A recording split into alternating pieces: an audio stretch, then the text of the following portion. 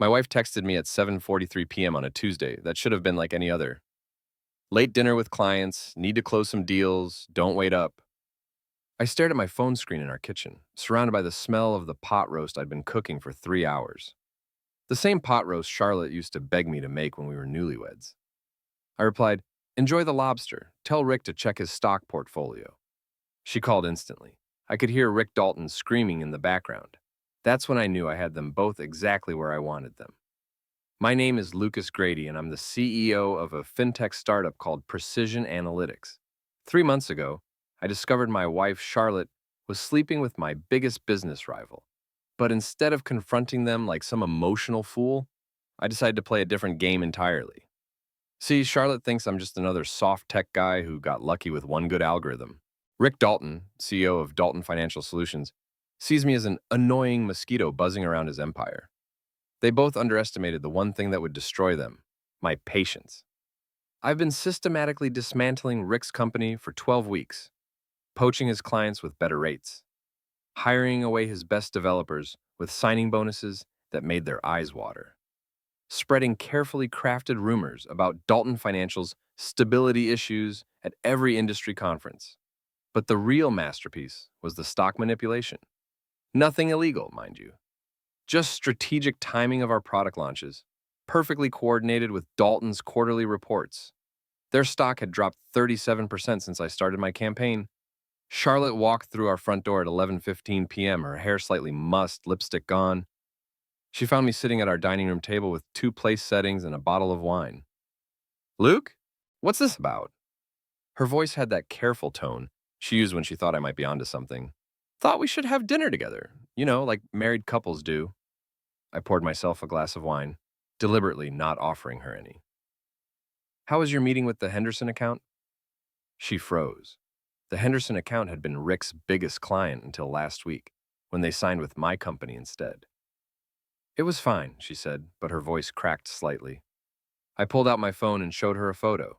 Rick's arm around her waist at the lakeside mansion he'd been renting for their little rendezvous.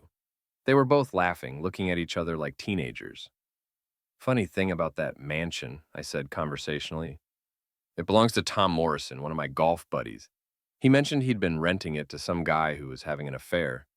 Small world, right?" Charlotte's face went white, then red, then white again. "Luke, I can explain." "Can you?" "Because I've got about 47 photos from the last 3 months, plus some interesting financial records showing joint purchases. That weekend in Napa, the jewelry from Tiffany's, all on credit cards I didn't know existed." She slapped me, hard. The sound echoed through our kitchen like a fire shot. I laughed. Actually laughed. "That all you got, Char?" She stormed toward the door, but I was already holding her car keys and wallet. "Looking for these? Give me my keys, Luke." "Nope, we're going to finish this conversation first." Charlotte left that night in an Uber, screaming threats about lawyers and divorce settlements. I went down to my basement workshop and opened a bottle of scotch. Time to plan the next phase. My daughter Megan knocked on the workshop door around midnight. She's 17, sharp as a knife, and she'd been watching this whole drama unfold with the detached interest of someone who'd rather be at college than dealing with her parents' marriage imploding. "Dad, you okay down there?" I let her in. Megan looked around at my setup. 3 monitors, financial documents spread across 2 tables, a whiteboard covered in what probably looked like the plans of a madman. "Holy mess, Dad, are you having a breakdown?" "Language," I said automatically. "And no, I'm having a breakthrough." I showed her everything: the affair, the business sabotage Rick had been attempting against my company, the financial manipulation Charlotte had been helping with. My daughter listened with the same focused attention she brought to her AP calculus homework. "So, Mom's been feeding Rick information about your business deals? Every major client meeting, every product launch, every strategic decision. She's had access to my laptop, my emails, my calendar. Rick's been playing chess while I was playing checkers, or so they thought." Megan studied my whiteboard. "What's this column here? The one labeled nuclear option?" I grinned. "That's where things get interesting." The next morning, I drove to the Blue Heron, the dive bar downtown, where all the local business gossip gets traded like baseball cards. The owner, Jimmy Kowalski, had been serving the same crowd for 20 years. He knew everything about everyone. "Luke, haven't seen you in here for months. Heard you've been keeping busy." You could say that. Buy you a coffee? Jimmy poured 2 cups of the motor oil he called coffee. So, what's the word on Rick Dalton these days? Funny you should ask. Word is, he's been making some interesting investment decisions lately. Heard he bought himself a new BMW last week. Interesting timing considering his company's stock performance. Jimmy nodded knowingly. Yeah, Sophie Lynn was in here bragging about how her friend Charlotte was finally gonna get the drop on her husband. Said some big changes were coming. Sophie Lynn. Charlotte's best friend and the head of HR at Morrison and Associates, the law firm where Charlotte worked. I'd suspected she was helping coordinate the affair, but this confirmed it. Did she mention what kind of changes? Something about a business deal. Said Rick was going to crush that tech nerd once and for all. Her words, not mine. I finished my coffee and left Jimmy a $20 tip. Time to make some phone calls. My first call was to Danielle Kerr, Charlotte's paralegal. Danny was 28, brilliant, and absolutely hated Charlotte's guts. Charlotte treated her like a servant, made her work weekends, and took credit for Danny's research on major cases. Danny, it's Luke Grady, Charlotte's husband. I need to talk to you about something important. We met at a Starbucks across town. Danny looked nervous, but interested. I know Charlotte's been passing information to Rick Dalton about my business, I said without preamble. I need to know what else she's been planning. Danny stared at her latte for a long moment. She's been using the firm's resources to research your company structure, looking for vulnerabilities, ways to force a hostile takeover or bankruptcy. Can you prove it? I've been keeping copies of everything. Charlotte's not exactly careful about covering her tracks. She thinks everyone around her is too stupid to notice. I slid an envelope across the table. There's $5,000 in there. Consider it a consulting fee. There's another $10,000 if you can get me documentation of everything she's been doing. Danny opened the envelope, counted the cash, and smiled for the first time since I'd known her. Mr. Grady, it would be my absolute pleasure. 2 days later, I was ready to escalate. I'd frozen our joint accounts, changed all my business passwords, and transferred Megan's college trust fund to an account Charlotte couldn't touch. But the real masterstroke was the car. Rick Dalton loved that BMW. Midnight blue, custom leather interior, vanity plates that read, Winner One. He parked it in the same spot every day at his office building, right under the security camera that had been malfunctioning for 6 months. I waited until 2 a.m., then paid Rick's car a little visit. Sugar in the gas tank is a myth, but loosening the valve stems on all 4 tires works perfectly. I also took the liberty of writing Home Wrecker across his windshield in washable paint and leaving a printout of his company's stock chart taped to his driver's side window. Rick found his car at 7 a.m. I know because I was sitting in my own car across the street, watching through binoculars and sipping coffee from a thermos. He came storming out of the building, saw his car, and started screaming obscenities that would have made a sailor blush. Then he spotted me. Grady, you psycho piece of mess! He came charging across the street like an angry bull. Rick was bigger than me, probably outweighed me by 40 pounds, but he was also soft from too many business lunches and not enough gym time. Morning, Rick. Trouble with your car? He grabbed me by the shirt and shoved me against my own car. You're going to pay for this, you pathetic loser. I'm going to destroy you. I smiled calmly. Already done, Rick. Check your portfolio. That's when he threw the first punch. Caught me in the jaw, rattled my teeth. But Rick had never been in a real fight in his life. He telegraphed the second punch like a semaphore flag. I ducked, grabbed him by the belt, and used his own momentum to slam him face first into his BMW's hood. He bounced off the metal with a satisfying thunk. Here's the thing, Rick, I said, keeping my voice conversational while he tried to get his bearings. I know about the corporate espionage. I know about the client poaching attempts. I know about the bribes you offered to my employees. Rick wiped his nose. You can't prove any of that. I pulled out my phone and played a recording. Rick's voice, clear as day, offering my lead developer $50,000 to sabotage our next product launch. Massachusetts is a one-party consent state for recordings, I explained. That conversation you had with Jake Morrison last week, completely legal for me to record, since Jake was wearing a wire. Rick's face went pale. That's entrapment. No, that's good business. Jake came to me the day after you approached him. Seems he didn't appreciate you calling his boss that pathetic tech nerd and suggesting he'd be better off working for a real company. I got back in my car and rolled down the window. Oh, and Rick, you might want to call a tow truck and a lawyer. You're going to need both. The fallout from Rick's humiliation spread through our social circle like wildfire. By Friday, I was getting calls from people I'd considered friends for years. The first was Dave Peterson, my old college roommate. Dave worked in marketing for a firm that did business with both my company and Rick's. Luke, man, what the hell are you doing? Rick Dalton called me screaming about you vandalizing his car and attacking him. Did he mention why I might have done that? He said you've been bothering him for months because of some business competition. Said you've lost your mind. I laughed bitterly. Dave, Rick's been sleeping with my wife. He's also been trying to destroy my company through corporate espionage and bribery. But sure, let's focus on his car. There was a long pause. Luke, even if that's true, you can't just what? Fight back? Defend myself? What would you do if someone was screwing your wife and trying to bankrupt you at the same time? I'd handle it like an adult, through lawyers and proper channels. Right, because that worked so well for you when your ex-wife cleaned out your bank accounts and moved to Florida with your kids. Dave hung up on me. The second call came from Tom and Jennifer Walsh. We'd been having dinner parties together for 5 years. Their kids played with Megan when she was younger. Luke, we need to talk, Jennifer said. Can you come over tonight? I knew it was going to be an ambush, but I went anyway. Tom and Jennifer were waiting in their living room with Mike and Sarah Chen, another couple from our group. Sit down, Luke, Tom said. We're worried about you. Are you now? Sarah leaned forward. Charlotte called us. She's scared, Luke.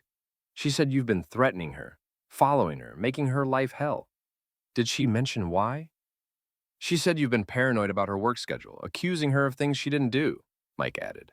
She thinks you might be having some kind of breakdown. I pulled out my phone and showed them the photo of Charlotte and Rick at the mansion. This was taken 3 weeks ago.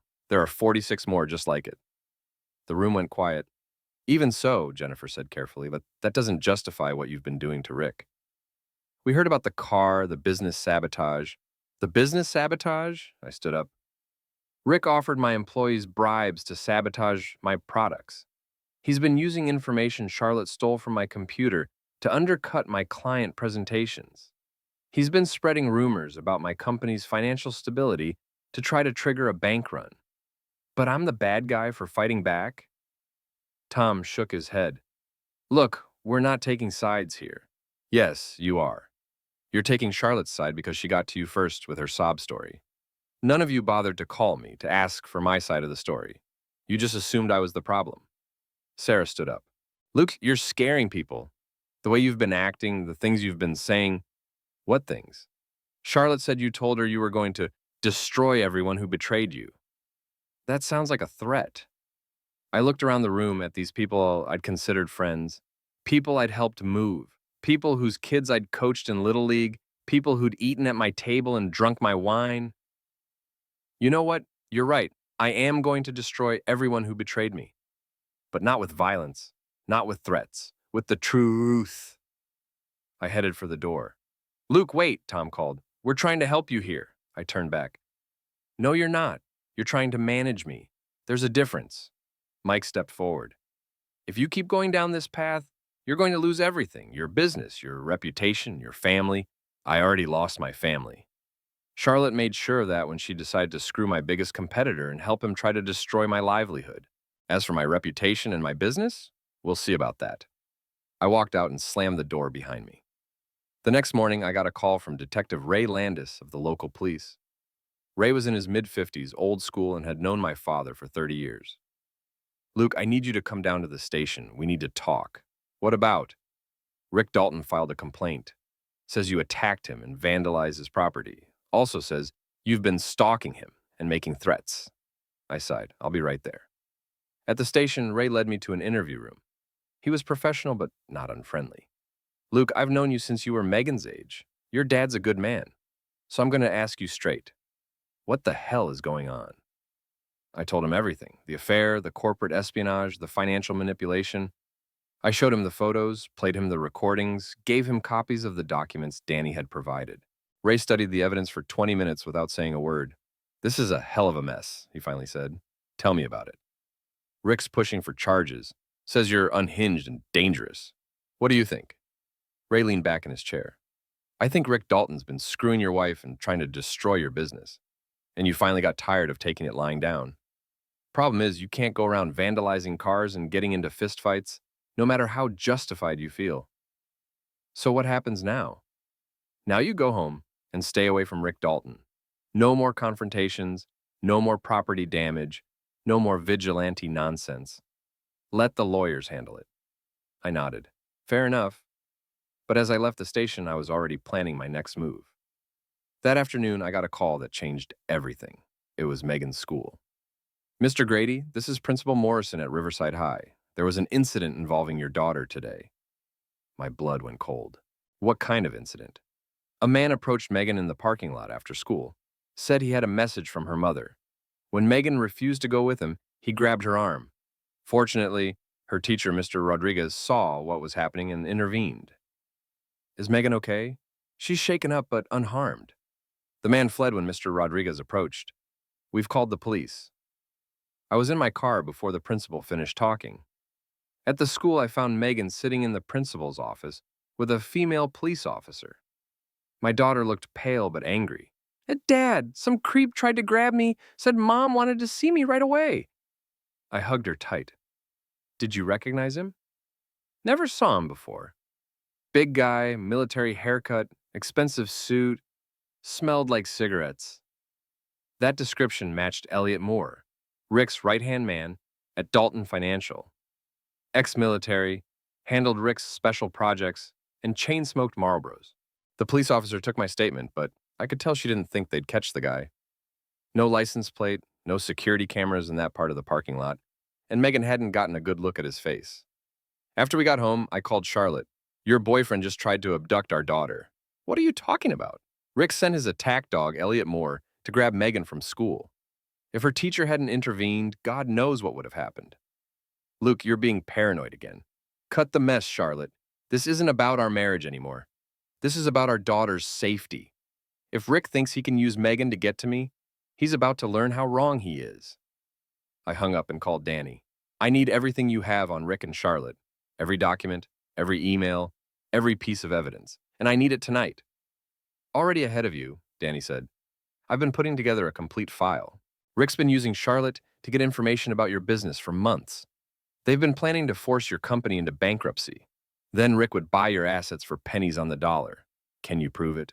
Email chains, financial records, recorded phone calls Charlotte made from the office.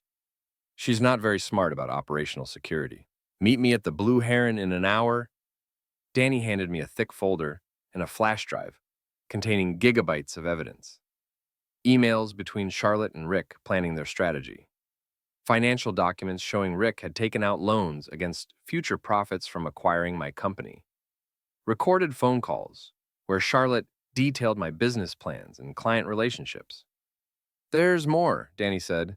Rick's been having financial problems for months. The stock manipulation you've been doing, it worked better than you know. He's leveraged to the hilt, and his investors are getting nervous. How nervous? Nervous enough that he's been cooking his books to hide the losses. I've got copies of the real financial statements versus what he's been reporting to investors. I stared at the documents. This is securities fraud, among other things. There's also tax evasion, corporate espionage, and now attempted abducting. I made copies of everything and put the originals in a safety deposit box. Then I called Rick. We need to talk. Go to hell, Grady. Fine. I'll just send these financial documents to the SEC instead. I'm sure they'll be very interested in the discrepancies between your public filings and your actual books. Long pause. What do you want? Meet me at the Lakeside Mansion, tomorrow night, 8 o'clock. Come alone. Why would I do that? Because if you don't, by Monday morning, every investor, client, and business partner you have will know exactly what kind of man Rick Dalton really is. I hung up and started planning. The next evening, I arrived at the mansion early and set up. Hidden cameras in 3 rooms, audio recording devices, and my phone set to live stream everything to a secure server. If something happened to me, the evidence would automatically be sent to the police, the SEC, and every major business publication in the country. Rick arrived at 8:15, 15 minutes late. Probably thought it made him look important. All right, Grady, I'm here. What's this about? It's about ending this. You want my company? You want my wife? Fine, but You leave my daughter out of it. Rick smiled coldly. I don't know what you're talking about. Elliot Moore. Riverside High School, yesterday afternoon. The smile faltered. Prove it. I played a recording on my phone. Rick's voice, clear as day. I don't care how you do it. Just get the girl. Grady will fold if we have his kid. Rick's face went white. Where did you get that? You really should be more careful about who you trust with your phone calls, especially when you're calling from Charlotte's office. That's when Charlotte walked out of the back room. She'd been there the whole time. Hello, Luke. Char. Enjoying the show? She was holding a kitchen knife. Her hands were shaking, but her voice was steady. You've destroyed everything. Rick's company, my career, our marriage. I didn't destroy our marriage. You did that when you decided to screw my competitor and help him try to bankrupt me. You were never good enough for me, she spat. Rick offered me a real partnership, a chance to be part of something bigger than your pathetic little startup. How's that working out for you? Rick's company is 3 weeks from bankruptcy. Your law firm is investigating your misuse of company resources, and everyone in town knows you're a cheating, lying. Charlotte lunged at me with the knife. I grabbed her wrist and twisted until she dropped it. She started crying, the ugly, desperate kind of crying that comes when someone realizes they've lost everything. It's over, Charlotte. Both of you. Rick, your investors are going to get copies of your real financial statements tomorrow morning. Charlotte, your law firm is getting copies of every email you sent Rick from company computers. Rick tried to run. I tackled him before he reached the door. Where do you think you're going? You can't prove anything. It's all circumstantial. I showed him my phone. I've been live streaming this entire conversation. Attempted attack with a deadly weapon, conspiracy, securities fraud. Your confession about trying to abduct my daughter. All recorded, all admissible in court. That's when Elliot Moore kicked in the front door. Elliot was bigger than Rick, meaner than Charlotte, and a lot more dangerous than both of them combined. He took one look at the situation and reached inside his jacket. I didn't wait to see what he was reaching for. I grabbed the kitchen knife Charlotte had dropped and threw it at him. It caught him in the shoulder, spinning him around. He crashed into the coffee table, cursing. Rick, Charlotte, we're leaving now! But Rick was in full panic mode, and Charlotte was having some kind of breakdown. Neither of them was in any condition to make a quick exit. I heard sirens in the distance, getting closer. Expecting company? Elliot growled, pulling the knife out of his shoulder. Insurance policy, I said. I told the police where I'd be tonight. If I didn't check in by 9 o'clock, they were supposed to come looking. Elliot looked at his watch. 9:17 p.m. The sirens were very close now. Elliot made a decision. He grabbed Rick by the arm and hauled him toward the back door. This isn't over, Grady. Yes, it is. Detective Landis was the first officer through the door, followed by 2 uniforms and a paramedic. They found me sitting on the couch next to Charlotte, who was rocking back and forth and muttering to herself. Luke, you okay? I'm fine. Charlotte needs medical attention. Rick Dalton and Elliot Moore went out the back. Moore's wounded, shouldn't be hard to track. Ray looked around the room. Overturned furniture, dark stains on the carpet, a kitchen knife on the floor. What the hell happened here? I handed him my phone. It's all recorded. Everything you need to arrest all 3 of them. The paramedic checked Charlotte's vitals and started talking about shock and psychiatric evaluation. The uniforms went after Rick and Elliot. Ray sat down across from me. You want to tell me how this all went down? I told him everything. The plan to meet Rick, the evidence I'd gathered, Charlotte's attack, Elliot's arrival. Ray listened without interrupting. You realize you could have been ended tonight. Yeah, but I wasn't. You realize you probably just destroyed 3 people's lives. They destroyed their own lives. I just made sure everyone found out about it. Ray was quiet for a long moment. The recording you made tonight, the evidence you gathered, it's all legal? Every bit of it. One-party consent state, remember? And everything Danny gave me was obtained legally through her normal work duties. And you're sure about the securities fraud, the corporate espionage, all of it? I handed him the flash drive. It's all there. Financial records, email chains, recorded phone calls. Enough to put Rick away for 10 years, minimum. The uniforms came back 20 minutes later with Rick in handcuffs. Elliot had gotten away, but they'd found his car abandoned 2 miles down the road. He wouldn't get far with a knife wound, and every cop in 3 counties looking for him. Charlotte was loaded into an ambulance, still muttering. Rick was put in the back of a police cruiser, screaming about lawyers and false imprisonment. Ray walked me to my car. Luke, this is going to get messy. Media attention, legal proceedings, probably a civil lawsuit or two. I know. Was it worth it? I thought about Megan, safe at home with my parents, about my company, which would survive now that Rick's sabotage efforts were finished, about the friends who'd abandoned me, the wife who'd betrayed me, the business rival who'd tried to destroy everything I'd built. Ask me in a year. The story hit the local news first, then the business press, then social media. Local CEO exposes corporate espionage ring. Cheating wife helps lover try to destroy husband's business. Securities fraud scheme unraveled by betrayed husband. Rick was arrested at his house the next morning. The SEC froze his assets pending investigation. His investors filed a class action lawsuit. Dalton Financial Solutions ceased operations within a week. Charlotte was held for psychiatric evaluation for 72 hours, then released pending charges for attack and conspiracy. Morrison and Associates fired her immediately and launched an internal investigation into her misuse of company resources. Sophie Lynn, Charlotte's friend, who'd been helping coordinate the affair, was fired from her HR position when emails surfaced showing she'd been using company resources to help Charlotte spy on me. Elliot Moore was caught 3 days later trying to cross into Canada. He was charged with attempted abducting, attack, and conspiracy. But the real reckoning came at the annual Riverside Business Association Gala, held every year at the Grand Ballroom downtown.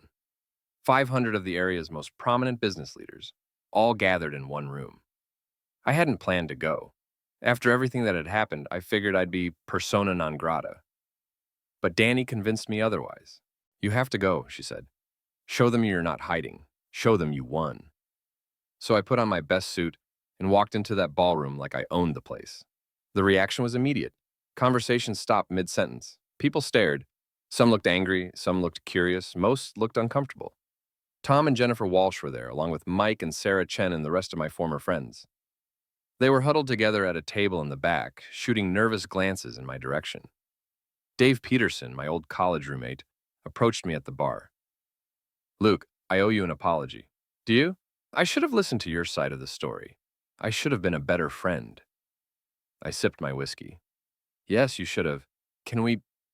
Is there any way to fix this? I looked at him for a long moment. Dave had been my roommate for 4 years. Best man at my wedding. Godfather to Megan. Done, Dave. When I needed you most, you chose to believe the worst about me without even asking for my side of the story. You chose to protect Rick Dalton's feelings over our 20-year friendship. What exactly am I supposed to forgive? Dave looked like I'd slapped him. Luke, I was trying to help. No, you were trying to manage the situation. There's a difference. I walked away and found my table. The organizers had seated me at table 12, near the back. A not-so-subtle message about my current social status. The evening's program included the usual speeches, awards, and networking. But the real entertainment came when they opened the floor for community announcements. I stood up. I have an announcement. The room went dead quiet. 500 people staring at me like I might pull out a weapon or start screaming. 3 months ago, I discovered that my wife was having an affair with Rick Dalton, CEO of Dalton Financial Solutions. That was painful, but not unprecedented. These things happen. Murmurs around the room. Charlotte wasn't there. She was at home, heavily medicated and awaiting trial. But plenty of people who'd taken her side were. What made this situation unusual was that Charlotte had been providing Rick with confidential information about my business operations. Client lists, product development plans, financial data, strategic decisions. Rick was using this information to undercut my company and steal my clients. The murmurs got louder. This was news to most of the room. Rick also attempted to bribe my employees to sabotage our products. When that failed, he tried to manipulate our stock price through coordinated short selling. When that failed, he sent his associate, Elliot Moore, to abduct my 17-year-old daughter from her high school. Now people were talking openly, turning to each other with shocked expressions. I have documented evidence of all of this. Securities fraud, corporate espionage, bribery, conspiracy, attempted abducting. All of it will be presented in court over the coming months. I paused, looking around the room. My former friends were staring at their plates. The people who'd shunned me over the past few weeks were looking uncomfortable. I'm not telling you this to embarrass anyone or settle scores. I'm telling you because some of you chose to believe Rick Dalton's version of events without bothering to investigate the facts. Some of you decided I was the problem because I fought back against people who were trying to destroy my family and my livelihood. Sophie Lynn was at table 8, looking like she wanted to disappear through the floor. I understand why you made those choices. Rick and Charlotte are charming, persuasive people. They told you I was having a breakdown, that I was paranoid and dangerous. It was easier to believe that than to consider the possibility that two people you trusted were capable of such elaborate deception. I pulled out a folder and set it on the table. This contains copies of every document, every email, every recording that proves what I've been saying. Financial records showing Rick's company was bankrupt. Email chains detailing the corporate espionage. Recorded phone calls where Charlotte and Rick planned their strategy. The room was completely silent now. I'm not asking for apologies. I'm not asking for forgiveness. I'm simply asking that you remember this moment the next time someone you've known for years asks for the benefit of the doubt. I picked up the folder and walked to the front of the room, where a large screen was set up for presentations. With the permission of the organizers, I'd like to share some of this evidence with you. The association president, a man named Robert Chen, who'd known me for 15 years, nodded slowly. I plugged my laptop into the projector. The first image that appeared was an email from Charlotte to Rick, dated 2 months earlier. Luke's meeting with the Morrison Group tomorrow at 2 p.m. They're looking to move their entire portfolio. Suggested talking points attached. If you can undercut his presentation by 15th, they'll probably go with you instead. The second image was Rick's reply. Perfect. This is exactly what we need to crush that pathetic little startup once and for all. Gasps around the room. People were pulling out their phones, taking pictures of the screen. The third image was a financial document showing Rick's company had been operating at a loss for 8 months while reporting profits to investors. The fourth was a recording transcript of Rick instructing Elliot Moore to grab the girl if I didn't cooperate. I let each image stay on screen for 30 seconds, long enough for everyone to read and understand what they were seeing. Ladies and gentlemen, this is what a real conspiracy looks like. Not paranoid delusions or a mental breakdown. Actual documentary evidence of actual crimes committed by actual people. I unplugged my laptop and faced the room. Rick Dalton is in jail. Charlotte is awaiting trial. Elliot Moore is in jail. Sophie Lynn lost her job. Dalton Financial Solutions is bankrupt. Morrison and Associates is facing a lawsuit for their role in the corporate espionage. I looked directly at the table where my former friends were sitting. I didn't destroy these people. They destroyed themselves. I just made sure everyone found out about it. The room erupted. People were shouting questions, demanding to see more evidence, arguing among themselves about what they'd just witnessed.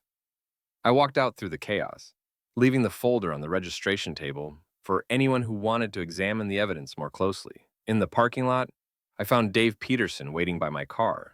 Luke, save it, Dave. You made your choice. I was wrong. We were all wrong. Is there any way? I got in my car and rolled down the window. Dave, 3 months ago, you had a friend who was being betrayed by his wife and sabotaged by his business rival. Instead of standing by that friend, you chose to believe he was having a breakdown. You chose to protect the feelings of people who were actively trying to destroy him. Dave looked stricken. I was trying to help. You were trying to avoid taking sides. But sometimes you have to take sides. Sometimes you have to decide who you believe and who you support. You made that decision, and so did I. I drove home to find Megan waiting up for me. How did it go, Dad? Like a hurricane hitting a trailer park. She grinned. Good. They had it coming. I hugged my daughter, the one person who'd never doubted me, never questioned my version of events, never asked me to be reasonable or take the high road. Yeah, I said. They did. 6 months later, Rick Dalton was sentenced to 8 years in federal prison for securities fraud and conspiracy. Charlotte pled guilty to corporate espionage and received 3 years probation and a $50,000 fine. Elliot Moore got 5 years for attempted abducting. My company not only survived, but thrived. Without Rick's interference, We landed 3 major contracts and expanded into 2 new markets. I hired Danny as my new head of legal affairs at twice what Morrison and Associates had been paying her. Charlotte moved to California after her sentencing. We're divorced now, obviously. She sends Megan birthday cards, but they don't talk much. Megan's doing well in college, majoring in computer science. She wants to work for the company someday. I never reconciled with Dave Peterson or the Walshes or any of the others. Some bridges once burned can't be rebuilt. But I've made new friends, better friends, people who stood by me when things got ugly. The business community learned to respect me in a way they never had before. Not because I was nice or reasonable or diplomatic, but because I'd proven I was dangerous when cornered. Nobody tries to screw with Luke Grady anymore. Rick Dalton's company was liquidated. I bought some of their assets at auction, including that midnight blue BMW. I had it repainted bright yellow and gave it to Megan for her 18th birthday. Charlotte kept the lakeside mansion in the divorce settlement, but she can't afford the mortgage payments. It's going up for auction next month. I'm thinking of buying it, not for sentimental reasons. I just like the idea of owning the place where I destroyed my enemies. People sometimes ask if I regret how I handled things, if I wish I'd been more forgiving, more understanding, more willing to take the high road. The answer is no. Charlotte and Rick made their choices. They chose deception over honesty, betrayal over loyalty, greed over integrity. They chose to involve my daughter in their schemes. They chose to try to destroy everything I'd built. I chose to fight back. I chose to gather evidence instead of throwing punches. I chose to use the legal system instead of vigilante justice. I chose to expose the truth instead of covering it up. But most importantly, I chose to win. My name is Lucas Grady. 3 months ago, my wife texted me about a late dinner with clients.